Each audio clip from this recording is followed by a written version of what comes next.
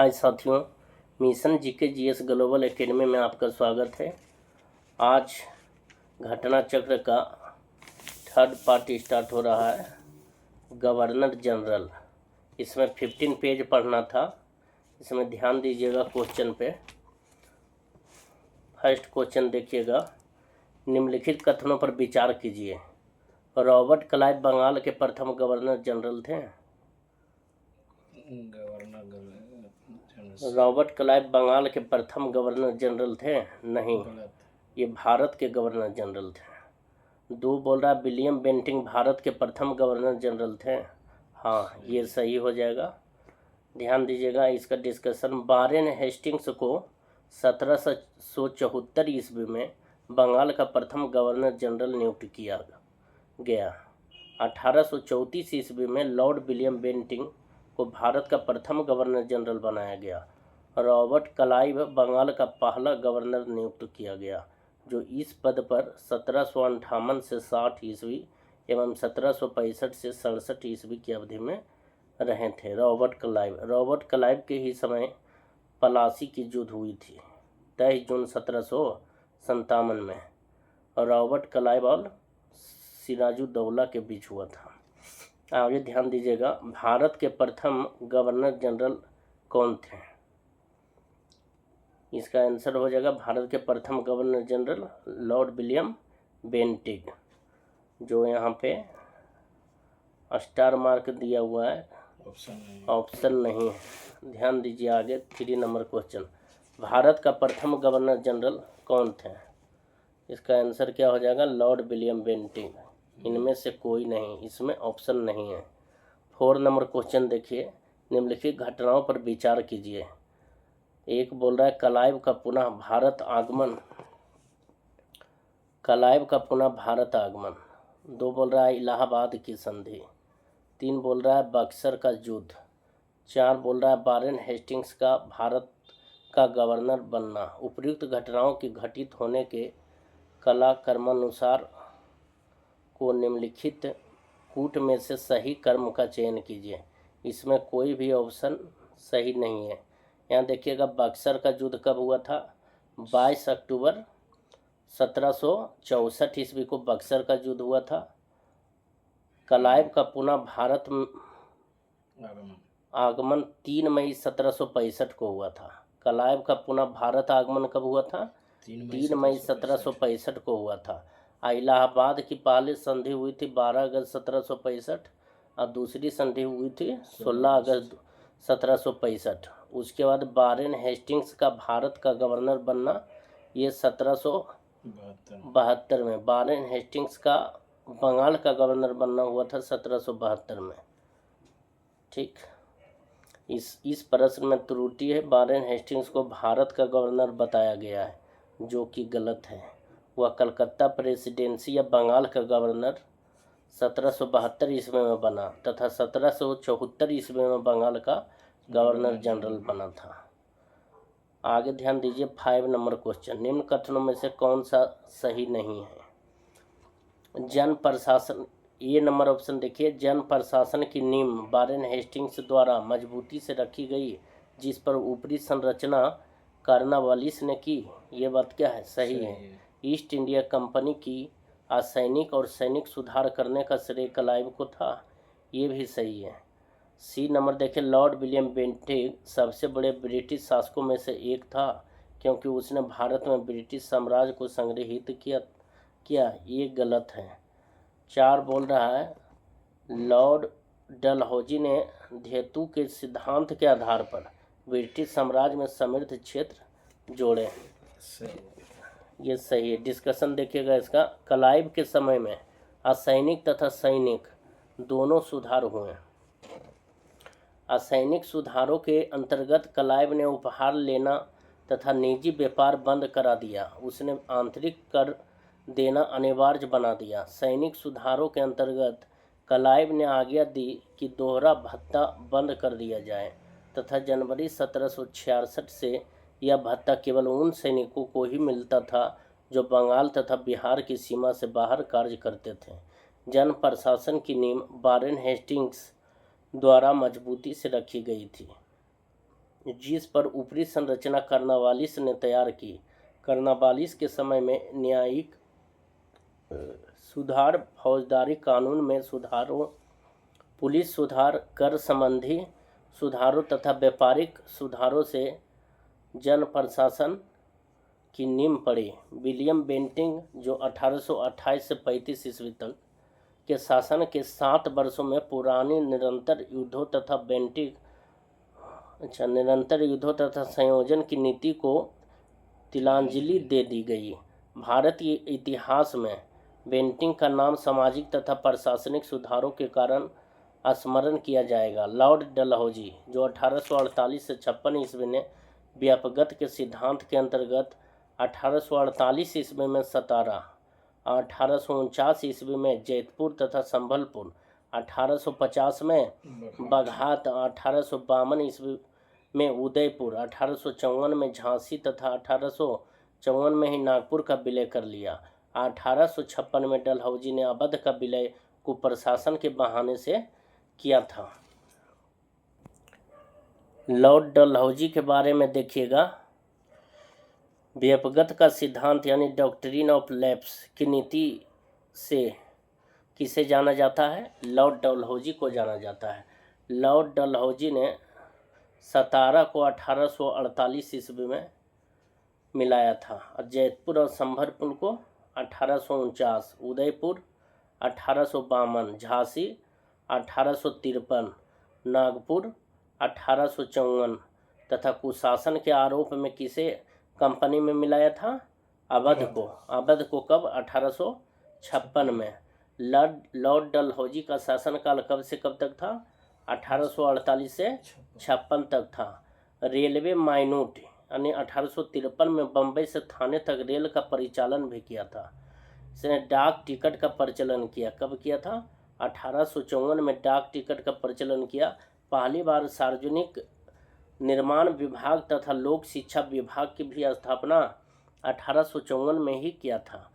द्वितीय अंग्रेज सिख युद्ध 1848 से 49 तथा पंजाब का कंपनी साम्राज्य में विलय 1849 में, इन्हीं के शासनकाल में, लॉर्ड डलहौजी के ही शासनकाल में हुआ था।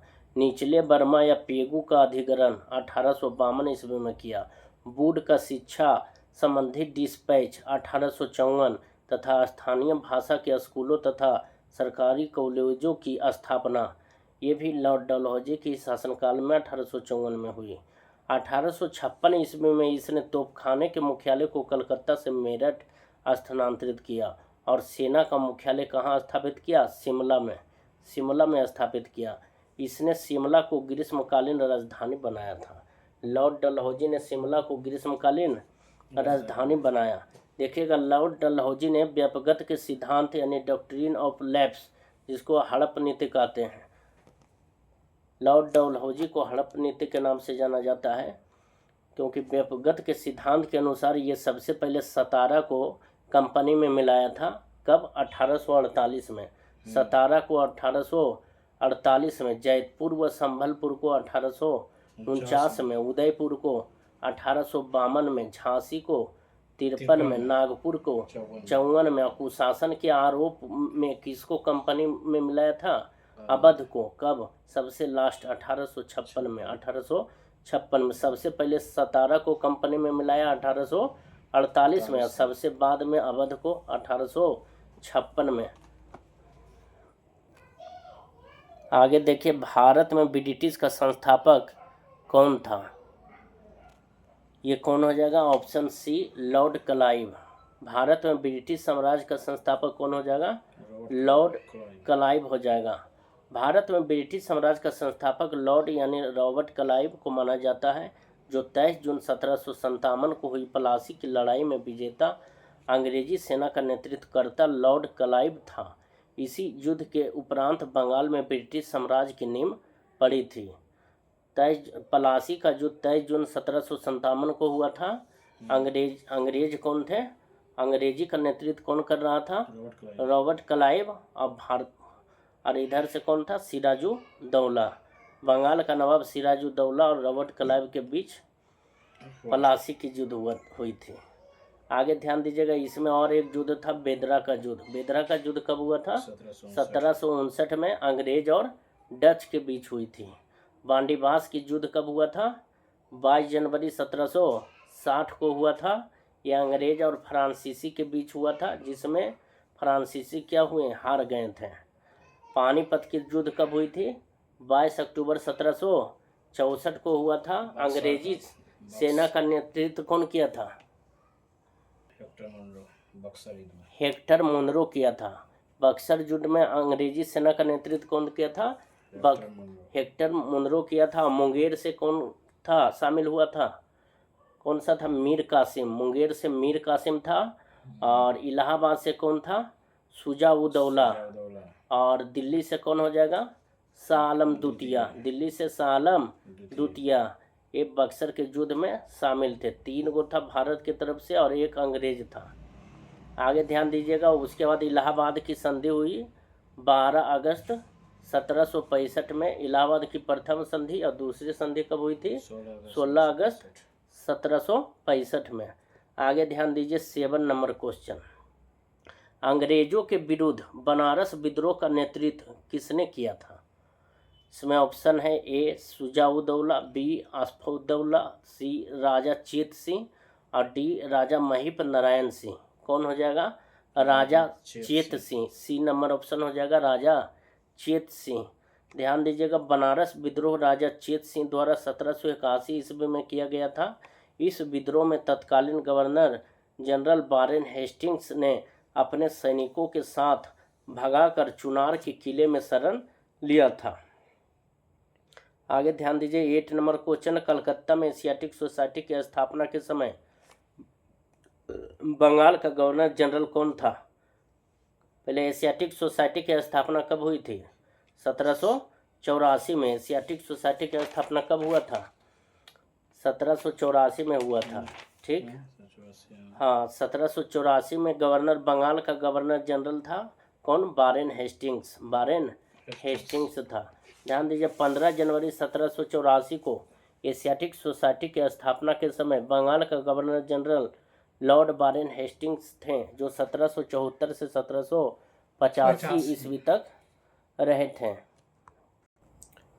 वारेन हेस्टिंग्स के बारे में देखिए, वारेन हेस्टिंग्स जो है 1772 से 74 तक वे बंगाल के गवर्नर थे। बंगाल के गवर्नर, और उनको बंगाल के गवर्नर जनरल 1774 में बनाया गया। रेगुलेटिंग एक्ट 1773 के तहत यह बंगाल का पहला गवर्नर जनरल बना। कौन? Warren Hastings. हेस्टिंग्स को भारत में न्यायिक सेवा का जन्मदाता माना जाता है। हेस्टिंग्स को भारत में न्यायिक सेवा का जन्मदाता माना जाता है। 1784 ईस्वी में विलियम जोन्स के साथ मिलकर एशियाटिक सोसाइटी की स्थापना किया था। कौन? Warren Hastings.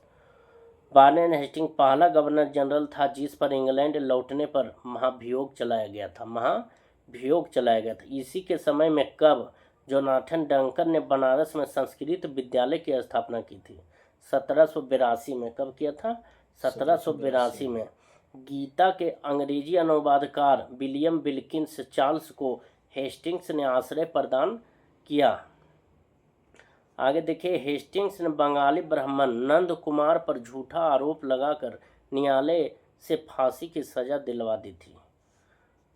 Pitt's India act इसी के समय आया था 1784 में। 1784 में। और रोहिल्ला का युद्ध हुआ था 1774 में। रोहिल्ला का युद्ध कब हुआ था? 1774 में। वारेन हेस्टिंग्स के ही समय में हुआ था। प्रथम आंग्ल मराठा युद्ध जो 1775 से 82 में हुआ था और 1782 में सालाबाई की संधि के द्वारा समाप्त हुई थी, ये वारेन हेस्टिंग्स के ही समय में हुआ था। द्वितीय मैसूर युद्ध ये 1780 से 84 में हुआ था, ये वारेन हेस्टिंग्स के ही समय में हुआ था। बंगाल में द्वैध शासन की समाप्ति वारेन हेस्टिंग्स के ही समय हुई थी। कलकत्ता में सदर दीवानी और एक सदर निजामत अदालत की स्थापना ये भी वारेन हेस्टिंग्स के ही समय में हुआ था। कलकत्ता को बंगाल की राजधानी घोषित किया गया था, ये भी वारेन हेस्टिंग्स के ही समय में हुआ था। 9 नंबर देखिएगा क्वेश्चन। सुरक्षा प्रकोष्ठ की नीति संबंधित है किससे? वारेन हेस्टिंग्स से ही संबंधित है। आगे देखिएगा 10 नंबर क्वेश्चन, रिंग फेस नीति का संबंध निम्न में से किससे है? वारेन हेस्टिंग्स से। वारेन हेस्टिंग्स बंगाल का गवर्नर जनरल कब से कब तक रहा था? 1774 से 1784 ईस्वी तक रहा था। आगे ध्यान दीजिएगा, बंगाल का गवर्नर बोलेगा तो 1772 से 74। 11 नंबर क्वेश्चन देखें, निम्नलिखित में से किसने बंगाल में द्वैध शासन प्रणाली को समाप्त किया? तो अभी पढ़े थे वारेन हेस्टिंग्स। कौन हो जाएगा? Warren Hastings. वारेन हेस्टिंग्स के कार्यकाल में 1772 में कोर्ट ऑफ डायरेक्टर्स ने दोहरी शासन प्रणाली को समाप्त करने का निर्णय लिया तथा कलकत्ता परिषद एवं उसके प्रधान को आज्ञा दी कि वे स्वयं दीवान बने और बंगाल, बिहार तथा उड़ीसा के प्रबंध को अपने हाथ में ले लें। वारेन हेस्टिंग्स ने दोनों उपदीवानों मोहम्मद रजा खां और राजा सिताब राय को पदच्युत कर दिया। द्वैध शासन की शुरुआत बंगाल में क्लाइव के समय में कब हुई थी? 1765 में हुआ था। आगे ध्यान दीजिएगा 12 नंबर क्वेश्चन, बंगाल में द्वैध शासन प्रणाली किसके द्वारा लागू की गई थी? रॉबर्ट क्लाइव के द्वारा लागू किया गया था। कब? 1765 में। द्वैध शासन 1765 में रॉबर्ट क्लाइव के द्वारा ही लागू किया गया था।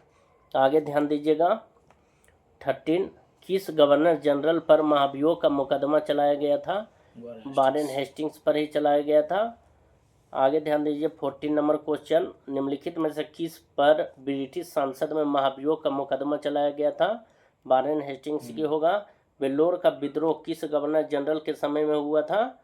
Sir George Barlow. Sir George Barlow के ही समय हुआ था वेल्लोर का विद्रोह। सर जॉर्ज बार्लो के समय एक दूसरा आंग्ल मराठा युद्ध भी हुआ था। दूसरा आंग्ल मराठा युद्ध जो 1803 से 6 के बीच हुआ था, सर जॉर्ज बार्लो के ही समय में हुआ था। अब वेल्लोर का युद्ध 1806 ईस्वी में, ये भी सर जॉर्ज बार्लो के ही समय हुआ था। ध्यान दीजिएगा 1806 ईस्वी में वेल्लोर की मद्रास सेना के भारतीय सैनिकों ने एक विशेष प्रकार की पगड़ी पहनने, दाढ़ी मुड़वाने तथा तिलक न लगाने के विरुद्ध विद्रोह कर दिया। इस समय governor general sir George Barlow था। इसी के काल में बैंक ऑफ कलकत्ता की भी स्थापना की गई। वेल्लोर के विद्रोह को 1857 ईस्वी की क्रांति का पूर्वगामी भी माना जाता है। ध्यान दीजिएगा वेल्लोर ये आया था दूसरा आंग्ल मराठा युद्ध जो 1803 से 6 के बीच हुआ। फिर से ध्यान दीजिए मराठा युद्ध के बारे में। प्रथम आंग्ल मराठा युद्ध कब हुआ था? 1775 से 1782 में हुआ था।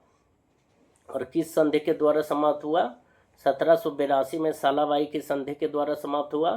द्वितीय आंग्ल मराठा युद्ध बोलेगा तो 1803 से 6 के बीच में हुआ था। उस समय गवर्नर कौन था? सर जॉर्ज बार्लो थे। और तीसरा आंग्ल मराठा युद्ध बोलेगा तो 1817 से 18 में हुआ था। उस समय गवर्नर कौन थे? Lord Hastings. कौन हो जाएगा? लॉर्ड हेस्टिंग्स हो जाएंगे। आगे ध्यान दीजिए 16 नंबर क्वेश्चन, भारत में न्यायिक संगठन की स्थापना किसने की? ऑप्शन है A Lord Mayo, B Lord Cornwallis, C Lord और D Lord Curzon. Lord Cornwallis हो जाएगा। Lord Cornwallis. लॉर्ड कर्नवालिस देखिए डिस्कशन इसका, दीवानी और फौजदारी न्यायालय के श्रेणीबद्ध संगठन के जरिए न्याय प्रदान करने की एक नई व्यवस्था की नींव अंग्रेजों ने रखी। इस व्यवस्था को वारेन हेस्टिंग्स ने आरंभ किया, मगर कर्नवालिस ने इसे और सुदृढ़ बनाया। 1793 ईस्वी की कर्नवालिस संहिता शक्तियों के पृथक्करण के सिद्धांत पर आधारित थी, जिसके तहत कर और न्याय प्रशासन को पृथक कर दिया गया। लॉर्ड कर्नवालिस के बारे में देखिएगा। लॉर्ड कर्नवालिस का शासनकाल जो है 1786 से 93 के बीच रहा था। इसे भारत में सिविल सेवा का जनक माना जाता है। इसने बंगाल, बिहार में अस्थायी बंदोबस्त लागू किया। कर्नवालिस की मृत्यु उत्तर प्रदेश के गाजीपुर जिले में हुई थी। कर्नवालिस की मृत्यु कहाँ हुई थी? उत्तर प्रदेश के गाजीपुर जिले में हुई थी। तृतीय मैसूर युद्ध, तृतीय आंग्ल मैसूर युद्ध बोलेगा तो 1790 से 92 के बीच हुई थी, जो किस संधि के द्वारा समाप्त हुआ था? श्रीरंगपट्टनम की संधि 1792 के द्वारा समाप्त हुआ था। ये भी लॉर्ड कार्नवालिस के ही समय हुआ था। कार्नवालिस कोड का निर्माण 1793 में, जिसमें अनेक न्यायिक सुधारों का उल्लेख था। समान प्रशासन का राजस्व प्रशासन से पृथक्करण, बंगाल में अस्थायी बंदोबस्त 1793 में आया। ये BBI क्वेश्चन है। बंगाल में अस्थायी बंदोबस्त कब आया था? 1793 में। कंपनी के कर्मचारियों के निजी व्यापार पर रोक लग गया था। ध्यान दीजिए, फर्स्ट था रॉबर्ट क्लाइव, जो 1757 से 60 तक बंगाल का गवर्नर रहा। फिर 65 से 67 तक गवर्नर रहा। उसके बाद वारेन हेस्टिंग्स आए, जो 1772 से 74 ईस्वी तक गवर्नर रहा। लेकिन वारेन हेस्टिंग बंगाल का गवर्नर जनरल बन गए। 1774 से 85 ईस्वी तक रहे। उसके बाद लॉर्ड कार्नवालिस आया, जो 1786 से 93 ईस्वी तक रहा। फिर सर जॉन शोर आए, जो 1793 से 98 ईस्वी तक रहे। सर जॉन शोर, इसके समय 1795 में निजाम तथा मराठों के बीच खेड़ा की लड़ाई हुई थी। सर जॉन शोर, इसके समय 1795 में निजाम तथा मराठों के बीच खेड़ा की लड़ाई हुई थी। उसके बाद लॉर्ड ब्लेजली आए, जिसे बंगाल का शेर कहा जाता था। ये 1798 से 1805 ईस्वी तक रहे थे। फिर सर जॉर्ज बार्लो आए, जो 1805 से 1807 ईस्वी तक रहे। फिर लॉर्ड मिंटो प्रथम 1807 से 13। फिर लॉर्ड हेस्टिंग्स 1813 से 1823। फिर लॉर्ड एमहर्स्ट 1823 से 1828। फिर लॉर्ड विलियम बेंटिंग 1828 से 1835। आगे ध्यान दीजिए, 17 नंबर क्वेश्चन। निम्नलिखित में से किस गवर्नर जनरल ने भारत की संविदाबद्ध सिविल सेवा का सृजन किया, जो कालांतर में भारतीय सिविल सेवा के नाम से जानी गई? कार्नवालिस का भारत की संविदाबद्ध सिविल सेवा या लोक सेवा का सृजन कार्नवालिस द्वारा किया गया। लॉर्ड कार्नवालिस का शासनकाल कब से कब तक था? 1786 से 93 था। बंगाल का गवर्नर जनरल बनने के बाद कार्नवालिस ने प्रशासन को पुनर्गठित किया तथा राजस्व बोर्डों को भंग कर इसके संबंध में नए नियम बनाए तथा कंपनी के अधिकारियों के व्यक्तिगत व्यापार के संबंध में भी नए नियम बनाए। उसने कार्नवालिस कोड के माध्यम से दीवानी तथा न्यायिक क्षेत्रों में स्पष्ट विभाजन किया, जिसने आगे चलकर भारतीय सिविल सेवा का रूप लिया। 80 नंबर क्वेश्चन देखिए, भारतीय लोक सेवा का प्रवर्तन किया गया कार्नवालिस के ही शासनकाल में। किसके शासनकाल में? कार्नवालिस के शासनकाल में। लॉर्ड कार्नवालिस का शासनकाल कब से कब तक रहा था? 1786 से 93 के बीच रहा था। जबकि लॉर्ड डलहौजी बोलेगा तो 1848 से 1856 के बीच रहा था। ध्यान दीजिए, 19 नंबर क्वेश्चन। 18वीं शताब्दी के उत्तरार्ध में किसे पराया कंपनी बहादुर की शानो शौकत का स्थानीय प्रतिनिधि कहा जाता था? कौन हो जाएगा? दरोगा को कहा जाता था। 1793 में लॉर्ड कार्नवालिस ने जमींदारों को उनके पुलिस कर्तव्यों से अलग कर प्रत्येक 20 से 30 वर्ग मील के क्षेत्र में थाना स्थापित किया तथा दरोगा नामक पुलिस अधिकारी नियुक्त किया। दरोगा की नियुक्ति एवं पर्यवेक्षण मजिस्ट्रेट द्वारा किया जाता था। किसान दरोगा को कंपनी बहादुर की शान शौकत का स्थानीय प्रतिनिधि मानते थे। आगे ध्यान दीजिए, 20 नंबर क्वेश्चन। लॉर्ड कार्नवालिस की कब्र कहाँ स्थित है? कहाँ हो जाएगा? उत्तर प्रदेश के गाजीपुर में हो जाएगा। लॉर्ड कार्नवालिस की मृत्यु उत्तर प्रदेश के गाजीपुर में ही हुआ था। ध्यान दीजिएगा, लॉर्ड कार्नवालिस 1786 से 1793 एवं 30 जुलाई 1805 से 5 अक्टूबर 1805 तक यह बंगाल का गवर्नर जनरल रहा। इसे भारत में इस्तमरारी अथवा स्थायी बंदोबस्त, न्यायिक संहिता एवं भारतीय लोक सेवा के प्रवर्तक के रूप में जाना जाता है। इसकी मृत्यु 5 अक्टूबर 1805 को गाजीपुर उत्तर प्रदेश में हुई थी। यहीं पर इसकी कब्र स्थित है। उत्तर प्रदेश के गाजीपुर में ही लॉर्ड कार्नवालिस का कब्र है।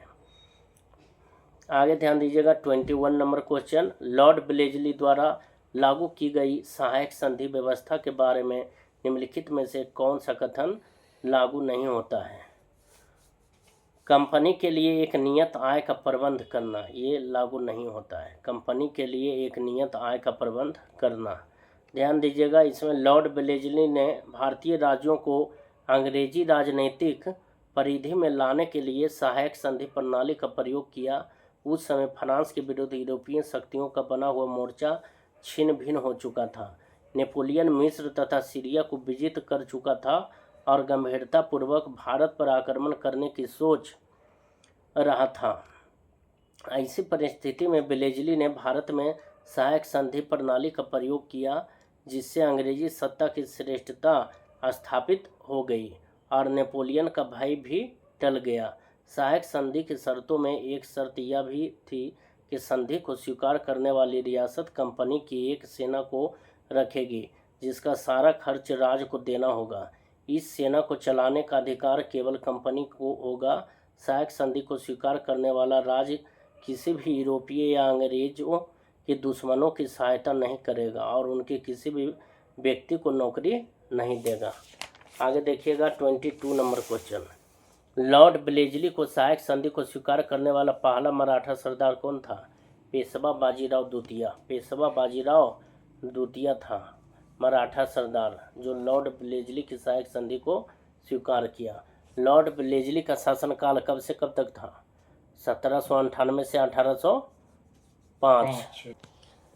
देखिएगा लॉर्ड वेलेस्ली जो है बंगाल का गवर्नर जनरल था, जो 1798 से 1805 ईस्वी तक रहा था। इसने सहायक संधि की पद्धति शुरू की थी। लॉर्ड वेलेस्ली सहायक संधि की पद्धति शुरू की। भारत में सहायक संधि का प्रयोग वेलेस्ली से पूर्व फ्रांसीसी गवर्नर कौन किया था? डुप्ले ने किया था। सहायक संधि करने वाले राज्य थे, फर्स्ट जो था वो हैदराबाद था, जो 1798 में किया था। पहली बार सहायक संधि किसने किया था? हैदराबाद 1798 में, फिर मैसूर 1799 में, तंजौर 17 अक्टूबर 1799 में, अवध 1801 में, पेशवा 1802 में, बरार और भोसले 1803 में, सिंधिया 1804 में, जोधपुर 1818 में, जयपुर भी 1818 में किया, मच्छेरी भी 1818 में किया, बूंदी भी 1818 में किया, भरतपुर ये भी 1818 में। इंदौर के होलकरों ने सहायक संधि स्वीकार नहीं की थी। इंदौर के होलकरों ने सहायक संधि स्वीकार नहीं किया था। टिप्पू सुल्तान जो है चौथे आंग्ल मैसूर युद्ध 1799 ईस्वी में मारा गया। इसके शासनकाल के दौरान 1804 ईस्वी में नियम 3 के अंतर्गत शिशु वध को बाकी हत्या की तरह ही मानते हुए दंड का प्रावधान कर दिया गया। इसी ने 10 जुलाई 1800 को कलकत्ता में नागरिक सेवा में भर्ती किए गए युवकों को प्रशिक्षित करने के लिए फोर्ट विलियम कॉलेज की स्थापना की, जो 1854 तक अंग्रेजों को भारतीय भाषाओं की शिक्षा देने के लिए चलता रहा। कब किया था? 10 जुलाई 1800 को कलकत्ता में नागरिक सेवा में भर्ती किए गए युवकों को प्रशिक्षित करने के लिए फोर्ट विलियम कॉलेज की स्थापना किया था। 10 जुलाई 1800 को किया था, जो 1854 तक अंग्रेजों को भारतीय भाषाओं की शिक्षा देने के लिए चलता रहा। 1806 में भारत भेजे जाने वाले प्रशासकीय अधिकारियों की शिक्षा और प्रशिक्षण के लिए इंग्लैंड में हेलेबरी में एक ईस्ट इंडिया कॉलेज खोला गया, जहां 9 युवक प्रशासकीय अधिकारियों को 2 वर्ष का प्रशिक्षण देने की व्यवस्था की गई। यह स्वयं को बंगाल का शेर कहा करता था। कौन? लॉर्ड वेलेस्ली स्वयं को बंगाल का शेर कहा करता था। लॉर्ड कॉर्नवालिस का 1805 ईस्वी दूसरा कार्यकाल शुरू हुआ, परंतु शीघ्र ही इसकी मृत्यु हो गई। इनको उत्तर प्रदेश के कहाँ दफनाया गया था? गाजीपुर में दफनाया गया था लॉर्ड कॉर्नवालिस को। फिर आया था सर जॉर्ज बार्लो, जो 1805 से 1807 ईस्वी तक रहे थे। इन्हीं के समय में बिल्लौर का सिपाही विद्रोह हुआ था 1806 ईस्वी में, और इन्हीं के समय में दूसरा आंग्ल मराठा युद्ध 1803 से 6 ईस्वी हुआ था। सर जॉर्ज बार्लो के ही समय में हुआ था। ध्यान दीजिएगा फिर से, इसमें बंगाल का गवर्नर जनरल बोलेगा तो 1772 से 1774 से 1785 के बीच कौन रहा था? वारेन हेस्टिंग्स रहा था। फिर 1785 से 86 में एक गवर्नर था जो अस्थायी गवर्नर जनरल नियुक्त किया गया था, उसका नाम था sir John Macpherson. Sir John Macpherson था जो 1785 से 86 के बीच आए थे, एकमात्र अस्थायी गवर्नर जनरल था। फिर लॉर्ड कर्नवालिस आया जो 1786 से 93 ईस्वी तक रहा था। 1786 से 93 लॉर्ड कर्नवालिस। फिर 1805 में भी कुछ दिन के लिए ये आए थे, लेकिन 1805 में इनका मृत्यु उत्तर प्रदेश के गाजीपुर में हो गया। अस्थायी बंदोबस्त की पद्धति 1793 में कौन, लॉर्ड कर्नवालिस ने ही शुरू किया। आगे ध्यान दीजिएगा। उसके बाद लॉर्ड कर्नवालिस जो 1786 से 93 तक थे, उसके बाद आया सर जॉन शोर जिसने हस्तक्षेप की नीति अपनाई थी। 1793 से 98 ईस्वी तक ये रहे थे। उसके बाद लॉर्ड ब्लेजली आए जो 1798 से 1805 ईस्वी तक रहे। उसके बाद सर जॉर्ज बार्लो 1805 से 1807। अब बीच में 1805 में फिर से लॉर्ड कर्नवालिस आया था। सर जॉर्ज बार्लो 1805 से 7। 1806 में बेल्लौर में हुई सिपाही विद्रोह इसी के समय हुआ था। फिर लॉर्ड मिंटो आया, लॉर्ड मिंटो प्रथम जो 1807 से 1813, और इन्हीं के समय 25 अप्रैल 1809 ईस्वी को रणजीत सिंह और अंग्रेजों के बीच कौन सी संधि हुई थी, अमृतसर की संधि। अमृतसर की संधि 25 अप्रैल 1809 ईस्वी को हुआ था। लॉर्ड मिंटो प्रथम अंग्रेजी बंगाल का गवर्नर था और रणजीत सिंह के बीच हुआ था। इसी के समय चार्टर एक्ट 1813 भी पास हुआ था लॉर्ड मिंटो प्रथम के ही समय में। फिर लॉर्ड हेस्टिंग्स आए जो 1813 से 1823 ईस्वी तक रहा था। लॉर्ड हेस्टिंग्स के समय में संगोली की संधि हुई थी, अंग्रेज और गोरखों के बीच हुआ था। आंगल नेपाल युद्ध 1814 से 16 और मार्च 1816 में अंग्रेज एवं गोरखों के बीच संगोली की संधि हुई थी। यहाँ ध्यान दीजिएगा। लॉर्ड हेस्टिंग्स के ही समय में तृतीय आंग्ल मराठा युद्ध 1817 से 18 ईस्वी में हुआ था, जो लॉर्ड हेस्टिंग्स के ही समय हुआ था। फिर आया लॉर्ड एमहर्स्ट जो 1823 से 28 ईस्वी तक रहा। इसके समय में प्रथम आंग्ल बर्मा युद्ध 1824 से 26 लड़ा गया, और 1824 में बैरकपुर का सैन्य विद्रोह भी इसी के समय हुआ था। लॉर्ड एमहर्स्ट जो 1823 से 1828 ईस्वी तक रहा।